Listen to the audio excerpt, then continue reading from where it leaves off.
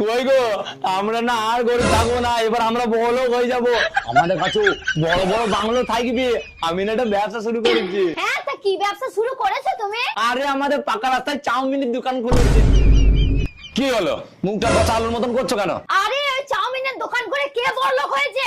ওই কথা বলনি, আমার বন্ধু ফুচকা বিক্রি করে দুখানা বাংলো কিনে ফেললো 2 মাসের মধ্যে। আরে আমি বলতে চাইছি ব্যবসা এমন শুরু করো যেন ভিআইপি ভিআইপি ভাব লাগে, যেমন গাড়ির শোরুম।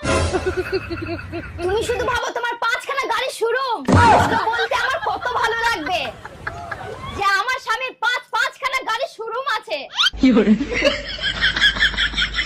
তারপরেই তো তুমি হবা আসল বড়লোক। তোমার গা দিয়ে কেরম গন্ধ বেরোচ্ছে, বেরিয়ে যাও আমার বাড়িতে। আরে তুমি এটা কি বলছো? আমি ঠিকই বলছি, তুমি জানো না বড় লোকের সঙ্গে কিভাবে কথা বলতে হয় ছোট লোক? আরে আমার তো মনে হচ্ছে তুমি একটু বেশি ভেবে ফেলেছো।